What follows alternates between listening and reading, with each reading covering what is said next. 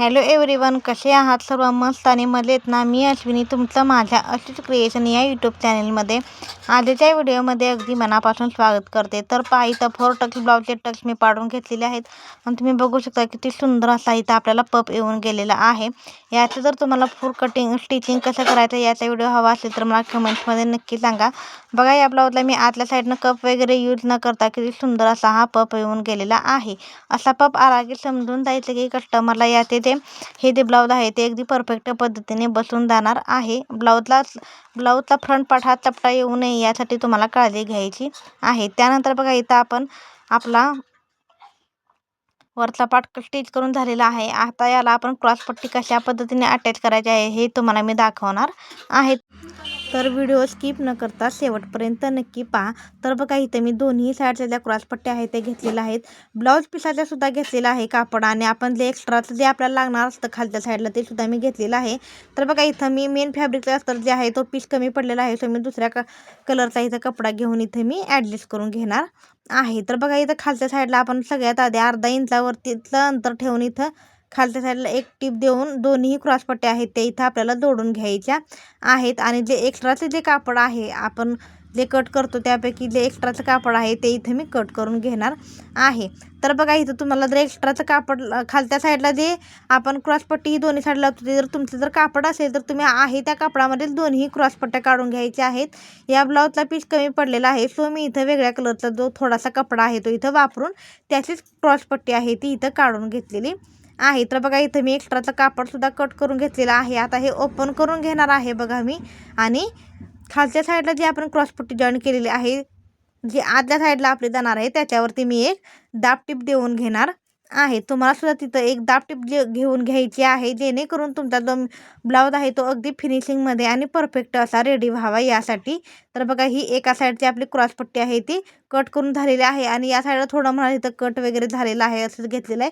तर ते कट होऊन जाणार आहे, एक्स्ट्राचं आहे, सो मी तिथं काहीसुद्धा प्रॉब्लेम येणार नाही, ते कट होऊन जाणार आहे. अशा पद्धतीने आपल्याला दुसरीसुद्धा क्रॉसपट्टी इथं कट करून घ्यायची आहे. तर बघा, इथं दोन्ही क्रॉसपट्ट्या मी रेडी करून घेतलेल्या आहेत, तुम्ही बघू शकता. हे आता आपण मेन ब्लाऊजला जे कसे आहे ते जोडायचे ते तुम्हाला दाखवणार आहे. तर बघा, इथं तर बघा, दोन्ही डाव्या आणि उजव्या साईडच्या ज्या क्रॉसपट्ट्या आहेत ते त्यांच्या खाली ठेवून घेतलेल्या आहेत मी, आणि आता त्यातली एक क्रॉसपट्टी तुम्हाला मी जोडून दाखवते. तर बघा, इथं आपण वरचा जो पार्ट आहे तो आपण सरळ ठेवलेला आहे, क्रॉसपट्टीसुद्धा सरळ ठेवून घेतलेली आहे, आणि इथं कशा पद्धतीनं जॉईन करायचं हे तुम्हाला दाखवणार आहे. बघा, हे आता आपण ओपन करून घ्यायचं आहे, आणि जे मी जी वेगळा कपडा वापरलेला आहे तुमचा जो खालच्या साईडला तुमची क्रॉसपट्टी येणार आहे ती आपल्या उलट्या साईडला इथं ठेवून आपल्याला जॉईन करून घ्यायची आहे. जर तुम्ही वरच्या साईडनं जॉईन करून घेणार असाल, म्हणजे जर सरळ साईडनं जॉईन करून घेणार असाल तर तुम्ही क्रॉसपट्टीसुद्धा सरळ ठेवूनच ती जॉईन करून घ्यायची आहे, आणि अर्धा इंचाचं अंतर सोडून आपल्याला हे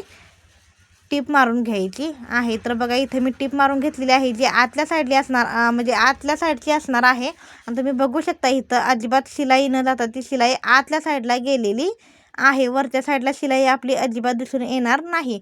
वरच्या साईडचं सुद्धा आपण सरळ साईडनं सुद्धा इथं स्टिच करत असताना ही सुद्धा शिलाई मी आतल्या साईडलाच घालून घेणार आहे. तर ती कशी घालायची हे तुम्हाला मी दाखवते.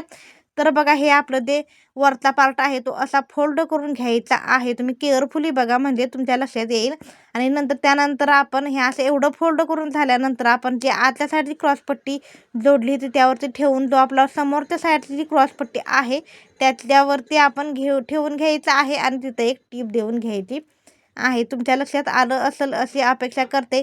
जर तुम्हाला यामध्ये काही डाऊट वाटत असेल किंवा काही शंका असेल तर तुम्ही मला कमेंट्समध्ये नक्की सांगा.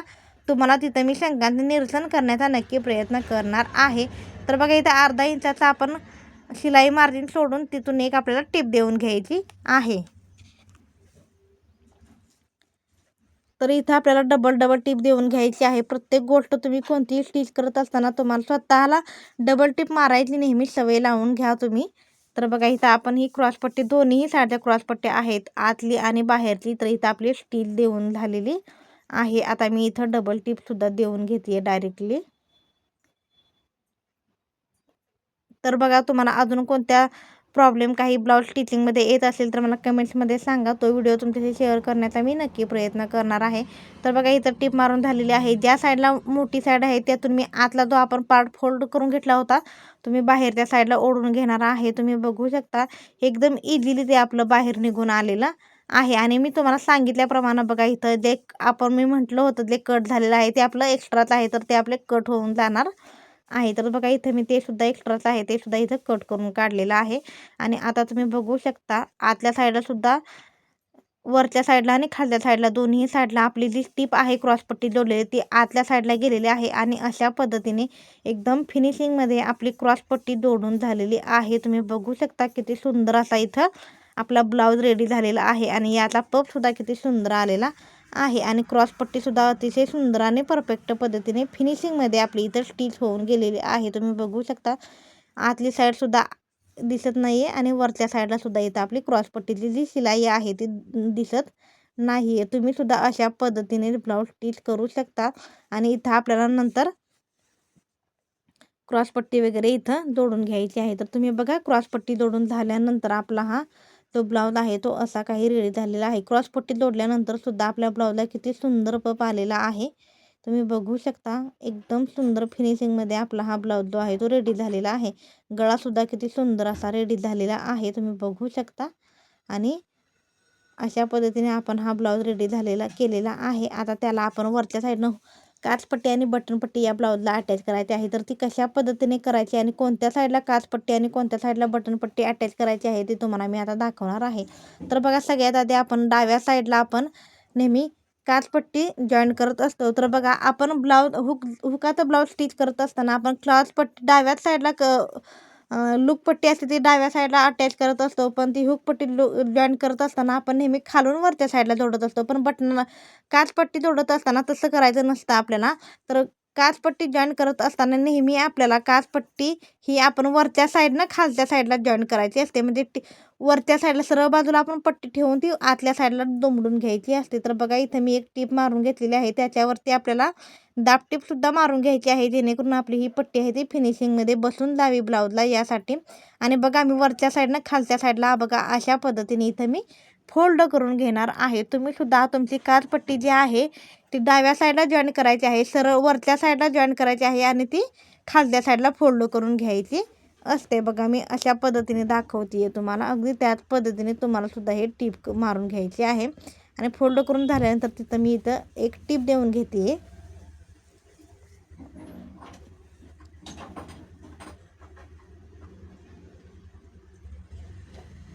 तर बघा इथं अशा पद्धतीने आपली ही काचपट्टी आहे ती इथं अटॅच करून झालेली आहे. आणि कशा पद्धतीने आपण बटनपट्टीसुद्धा जॉईन करायची हे तुम्हाला दाखवते. बघू शकता तुम्ही किती सुंदर फिनिशिंगमध्ये तर रेडी झालेली आहे.